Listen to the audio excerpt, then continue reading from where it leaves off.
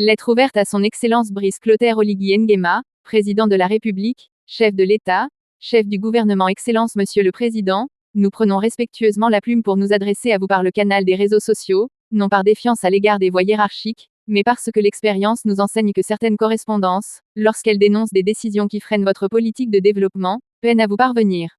Nous espérons ainsi que notre voix, portée publiquement, trouvera un écho auprès de votre haute autorité. Suite à la note d'information numéro 000-496 du 26 février 2026, signée par le directeur général du patrimoine, M. Tita Michel Edo Ngomo, relative aux travaux annoncés à la cité CEI, il est demandé aux résidents de libérer provisoirement les lieux dans un délai de 3 mois à compter du 1er mars 2026, afin de permettre d'importants travaux de rénovation prévus pour le mois de juin 2026. Excellence Monsieur le Président, lors de votre discours après le coup de libération du 30 août 2023, au lendemain de votre accession à la magistrature suprême, vous aviez pris l'engagement solennel de rendre leur dignité aux Gabonaises et aux Gabonais, et d'essuyer les larmes de nos pères et mères retraités. Ces paroles ont suscité espoir et adhésion. Aujourd'hui, nous constatons avec regret que cette dignité promise semble fragilisée par des décisions dont les conséquences humaines sont lourdes. Les déguerpissements intervenus derrière l'Assemblée nationale, puis au quartier 3 quartiers, ont laissé des familles entières dans la détresse. Des habitations ont été détruites sous les regards impuissants de leurs occupants. Si force doit rester à la loi, encore faut-il que celle-ci s'accompagne de mesures sociales à la hauteur du préjudice causé.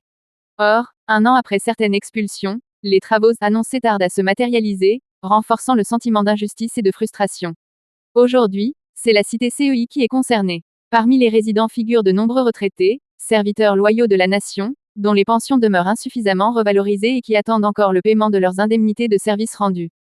Comment imaginer qu'après 20 ou 30 années de résidence, avec des retenues opérées chaque mois sur leurs indemnités, ces compatriotes puissent se retrouver à la belle étoile, avec époux, enfants et petits-enfants, dans un contexte où le coût des loyers au Gabon est particulièrement élevé. Excellence Monsieur le Président, nous ne contestons pas la nécessité d'améliorer le cadre de vie des citoyens ni d'engager des travaux de modernisation. Mais nous estimons qu'une politique de rénovation ne saurait se traduire par la mise à la rue de familles entières sans solutions alternatives claires, concrètes et immédiatement opérationnelles. Au lieu de déloger ceux qui espéraient accéder à un toit, pourquoi ne pas envisager des mécanismes d'accession progressive à la propriété, même à titre symbolique, en incitant les occupants à contribuer à l'amélioration de leur cadre de vie? Notre pays dispose des ressources et des capacités nécessaires pour mener une politique ambitieuse de logement social. Nous voulons croire que ces décisions ne traduisent pas votre volonté personnelle, mais résultent peut-être de conseils insuffisamment éclairés sur la portée sociale de telles mesures. C'est pourquoi nous en appelons directement à votre sens de l'équité, à votre attachement à la justice sociale et à la parole donnée.